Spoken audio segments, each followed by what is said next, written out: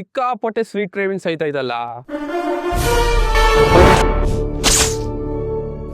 ಇಲ್ಲಿ 99 rupeesಗೆ unlimited pastries ಅಂತೆ.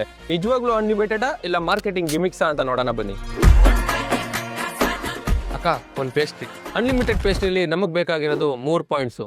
ಮೊದಲನೇದು ಟೇಸ್ಟು, ಎರಡನೇದು ಜಾಸ್ತಿ ತಿಂದರೆ ಕೇಕು ಮುಕ್ಳೊಡಿಯುತ್ತಾ ಅಂತ, ಮೂರನೇದು ಅನ್ಲಿಮಿಟೆಡ್ ಪೇಸ್ಟ್ರಿಯಲ್ಲಿ ಎಷ್ಟು ವೆರೈಟಿ ಇರುತ್ತೆ ಅಂತ.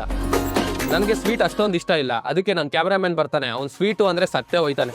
ರಸಮಲೈ ಫ್ಲೇವರು ತುಂಬ ಚೆನ್ನಾಗೈತೆ, ಜಾಸ್ತಿ ಸಕ್ಕರೆ ಏನು ಅನಿಸ್ತಿಲ್ಲ, ಸೆಟಲ್ ಆಗಿ ಸಗದಾಗೈತೆ. ಆಮೇಲೆ ಅಕ್ಕ ಇನ್ನೊಂದು ಇನ್ನು ವೆರೈಟೀಸ್ ಬಗ್ಗೆ ಬರೋದಾದ್ರೆ ಅವ್ನು 4 ಫ್ಲೇವರ್ ಇದ್ದಿದ್ದು, ಅದು ದಿನ ಚೇಂಜ್ ಮಾಡ್ತಾನೆ ಇರ್ತಾರಂತೆ. ನನಗೆ ಪರ್ಸನಲ್ ಆಗಿ ಚಾಕ್ಲೇಟ್ ಫ್ಲೇವರ್ ತುಂಬಾ ಇಷ್ಟ ಆಯ್ತು.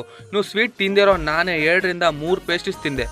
ಅಕ್ಕ ಇನ್ನೊಂದು, ಇಲ್ಲಿ ಅನ್ಲಿಮಿಟೆಡ್ ಪೇಸ್ಟ್ರಿ 100 rupees ಡೆಸರ್ಟ್ ಆದರೆ ಡೆಸರ್ಟ್ ಎಲ್ಲ 50 rupees.